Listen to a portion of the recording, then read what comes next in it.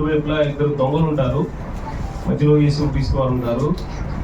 అక్కడ ఒక సందర్భంలో మరి వాళ్ళు మాట్లాడుకునేటువంటి మాటలను బట్టి ఒకతను అంటే జరిగినటువంటి తప్పుని అతను ఒప్పుకుంటాడు. అక్కడ అంటే మనం తప్పుగా ఉన్నాం కాబట్టి మనకి సిలువ వేయటం అనేది న్యాయమే, కానీ మన మధ్య ఉన్నటువంటి యేసుక్రీస్తు వారు ఏ తప్పు చేయలేదు, మరి అతన్ని సిలువ వేయకూడదు కదా అనేటువంటి సందర్భాన్ని ఇక్కడ మనం చూస్తాం. చూడండి 39 వేలాడబడిన నేరస్తులో ఒకడు ఆయనను 23:39 వేలాడబడిన ఆ నేరస్తులో ఒకడు ఆయనను దూషించుచు నీవు క్రీస్తువు కదా, నిన్ను నువ్వు రక్షించుకును, మమ్మల్ని కూడా రక్షించమని చెప్పాను.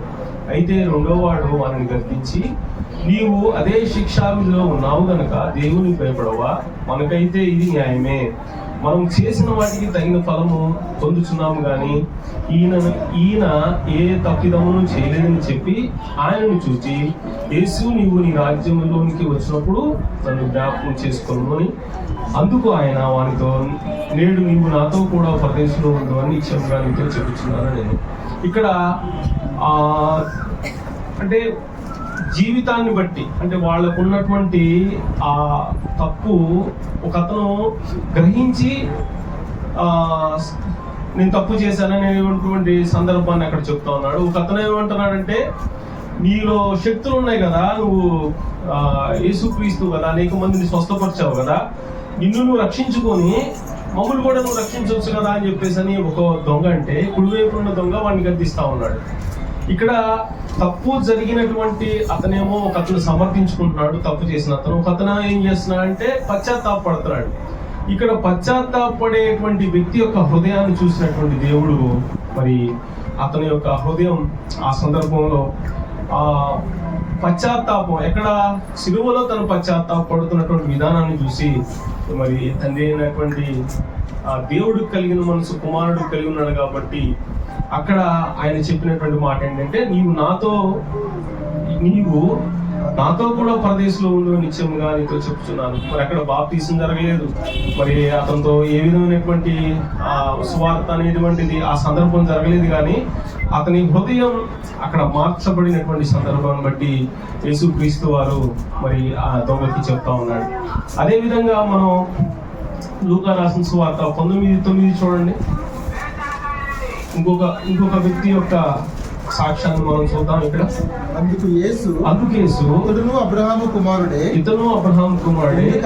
ఎందుకనగా నేడు ఇంటికి రక్షణ వచ్చి ఉన్నది. చాలు. ఇక్కడ ఒక సందర్భం జరుగుతుంది. ఇక్కడ ఏం సందర్భం జరుగుతుంది? మరి యేసుక్రీస్తు వారు ఎరుకో పట్టణానికి వచ్చేటువంటి సందర్భంలో ఆ యేసుక్రీస్తుని గురించి తెలుసుకున్నటువంటి పొట్టివాడన్నందున మరి యేసుని చూడాలి, ఆయన ఎవరో ఆయన చూడాలి అనేటువంటి ఆసక్తి కలిగి యేసు గురించి తెలుసుకోవాలనేటువంటి ఉద్దేశంతో ఉన్నప్పుడు చూడండి 19:3 చదవండి. యేసు ఎవరో అని చూడగోరిని గాని పొట్టివాడైనందున జనులు గుంపు కూడి ఉండటం వలన చూడలేకపోయాను. ఇప్పుడు యేసు ఆ త్రోవను రానయ్యుండెను గనుక అతడు ముందుగా పరిగెత్తి ఆయనను చూచుటకు ఒక మేడి చెట్టు ఎక్కాను. యేసు ఆ చోటుకి వచ్చినప్పుడు కళ్ళెత్తి చూసి జక్కయ్య త్వరగా దిగుము, నేను నీ ఇంట ఉండవలసి ఉన్నదని అతనితో చెప్పాను. ఇక్కడ సందర్భం మనం చూసినట్లయితే యేసు గురించి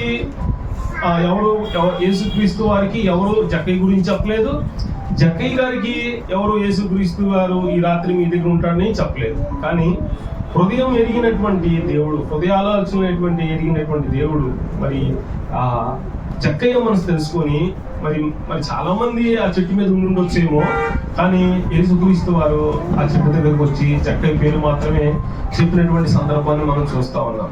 ఆ తర్వాత ఏం జరిగింది చూడండి.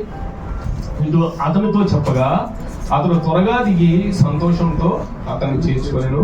అందరూ అది చూచి ఈయన పాపే, ఈయన మనుషుని వద్ద బస చేయి వెళ్ళినని ఉంది. జక్కయ్య నిలవబడి ఇదిగో ప్రభువా, నా ఆస్తిలో సగం మీదకి ఇస్తున్నానని నేను ఎవరి వద్ద నేను అన్యాయంగా నేను తీసుకుని అతనికి 4 గంటల వల్ల చెల్లింతులని ప్రభుతో చెప్పాను. అందుకు యేసు ఇతడు అబ్రహాం కుమారుడే, ఎందుకనగా నేడు ఇంటికి రక్షణ వచ్చింది. మరి ఇక్కడ సందర్భంలో మరి యేసుక్రీస్తు వారు జక్కయ్యకి సువార్త చెప్పినటువంటి సందర్భం లేదు. లేకపోతే గతంలో జక్కయ్య అనే వ్యక్తి మరి ఎక్కడైనటువంటి భక్తుల ద్వారా యేసుక్రీస్తు గురించి తెలుసుకున్నటువంటి సందర్భం లేదు. కానీ ఎప్పుడైతే యేసుక్రీస్తుని తెలుసుకోవాలి అనేటువంటి ఆశ కలిగి మరి ఆయన చెట్టు ఎక్కినటువంటి ప్రయత్నాన్ని తెలుసుకున్నటువంటి యేసుక్రీస్తు వారు మన చెట్టు దగ్గరికే వచ్చి, చాలా మంది చెట్టు మీద ఉండొచ్చు, కానీ మనసు ఎరిగినటువంటి దేవుడు మరి ఆయన్ని పిలవడం, ఆయన్ని చేర్చుకోవడం, ఆయన్ని చేర్చుకున్నటువంటి దాన్ని వెంటనే మరి ఆయన హృదయాన్ని బట్టి చెప్తున్నాడు, ఇతడు అబ్రహాం కుమారుడే, నేడు ఇంటికి రక్షణ వచ్చింది. అంటే మనం హృదయాన్ని దేవునికి మరి కుమ్మరించగలిగితే, అది ఏ సందర్భం అయినా ఏదైనా సరే కుమ్మరించగలిగితే దేవుడు మన హృదయాన్ని చూస్తున్నాడు అనేటువంటిది ఇది రెండో సందర్భంగా మరి మనం గ్రహించాల్సినటువంటి పరిస్థితి. అట్లా నేను ఇంకో సందర్భం కూడా నేను మీకు గుర్తు చేయాలనుకుంటా ఉన్నాను. న్యాయాధిపతుల గ్రంథంలో 16వ అధ్యాయము, అక్కడ కూడా ఒక సందర్భాన్ని మనం గుర్తు చేసుకున్నాం. 16:28 అప్పుడు సంసోను, ప్రభువా దయచేసి నన్ను జ్ఞాపకం చేసుకును, దయచేసి ఒక్కసారి మాత్రమే బలపరచుము, నా రెండు కన్నుల నిమిత్తము ఫిలిష్తీయులు ఒక్కమారే దండించి పగ తీర్చుకోనని యెహోవాకు మొరపెట్టి ఆ గుడికి ఆధారం ఉన్న 2 మధ్య స్తంభములలో ఒకదాన్ని కుడి చేత్తోను ఒకదాన్ని ఎడమ చేత్తో పట్టుకొనెను. నేను ఫిలిష్తీయులు చనిపోతామని చెప్పి బలముతో ఉండినప్పుడు ఆ గుడి సర్దార్ల మీద దానిలో ఉన్న జనులందరి మీద పడేను. చాలు. ఇక్కడ సంసోన్ అనే వ్యక్తి, అంటే మనం చిన్నప్పటి నుంచి చూస్తా ఉన్నాం, చాలా చిన్నపిల్లల దగ్గర నుంచి కూడా సంసోన్కి సంబంధించి మరి సండే స్కూల్లో చెప్తారు. సంసోను దేవునికి ఏ విధంగా మరి నాజీరు చేయబడ్డాడు, దేవుడు సంసోన్ని ఏ విధంగా వాడుకున్నాడు, బలాఢ్యుల్లో మరి దావీదు మొదటగా చెప్తాం, తర్వాత సంసోన్ గురించి చెప్తాం. అలాంటి సంసోన్ని మరి దేవుడు ఎడబాసాడు. ఇక్కడ మనం చూసినట్లయితే 20వ వచనంలో, అయితే యెహోవా తనను ఎడబాసనని అతనికి తెలియదు. అంటే మరి డెలీలాతో తను ఉన్నటువంటి సందర్భాలు అయినప్పుడు సందర్భం కాదు, కానీ తను ఏదైతే దేవునికి నాజీరు చేయబడ్డాడో, నాజీరు చేయబడినటువంటి సందర్భాన్ని అతను మర్చిపోయి తను మరి ఏదైతే తప్పుగా జీవించాడో దాన్ని బట్టి తను తల మీద సౌర కత్తి పెట్టి ఆ జుట్టంతా కూడా తొలగించడం జరుగుతుంది. తొలగించిన తదుపరి ఆ దేవుడు అతన్ని ఎడబాస్తాడు, దేవుడిని అతను విడిచిపోతాడు అన్నది ఎప్పుడైతే ఆ ఫిలిష్తీయులు వచ్చి అతను పట్టుకున్నప్పుడు వాడిని విడిపించడానికి ప్రయత్నం చేసినప్పుడు అది జరగదు. ఆ సందర్భంలో అప్పుడు గ్రహిస్తాడు, అయితే యెహోవా తనని ఎడబాసనని అతనికి తెలియదు. అంటే ఎప్పుడైతే జుట్టు తన నుంచి విడిపోయిందో దేవుడు కూడా తనని విడిచిపోయాడు అనేటువంటిది తెలియదు. ఎప్పుడైతే తను తెలుసుకున్నాడో 28వ వచనం, అప్పుడు సంసోను, యెహోవా ప్రభువా దయచేసి నన్ను జ్ఞాపకం చేసుకును, దయచేసి ఒక్కసారి మాత్రమే నన్ను బలపరచు.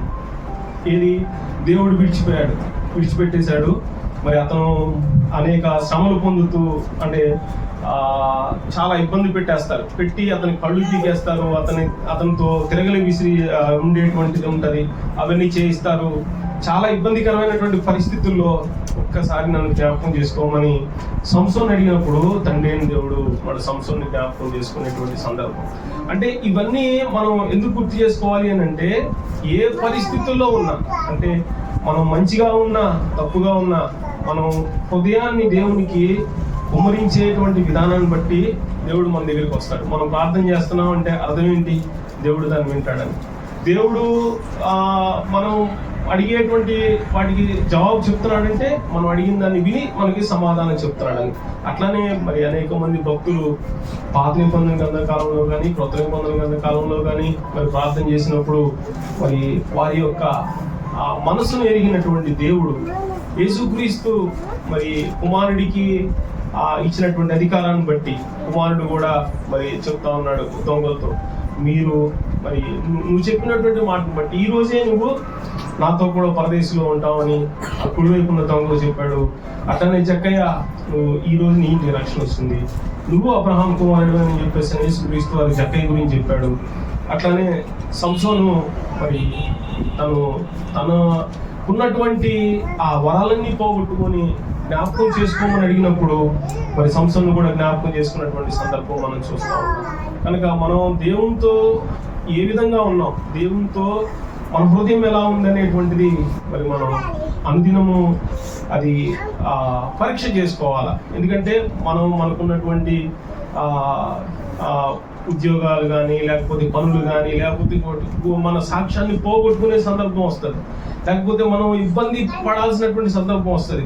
కొన్నిసార్లు మరి మనకున్నటువంటి ఆ సందర్భాన్ని బట్టి మనం తప్పు చేయాల్సినటువంటి పరిస్థితి అవుతుంది. కానీ దేవుడు చూస్తున్నాడు, నువ్వు ఏ పరిస్థితుల్లో నడుచుకుంటావు అనేటువంటిది మరి దేవునికి తెలుసు. కాబట్టి దేవుడు ఎక్కడ నిన్ను విడిచిపెట్టాడు, మరి దేవుడు నీతో నడుస్తాడు అనేటువంటిది, ఎందుకంటే నువ్వు దేవుని ఎరిగిన బిడ్డగా నువ్వు ఉన్నావు అనేటువంటిది ఆ నమ్మకం నీకు ఉండగలిగితే దేవుడు కూడా నీ పట్ల కార్యం చేస్తాడు.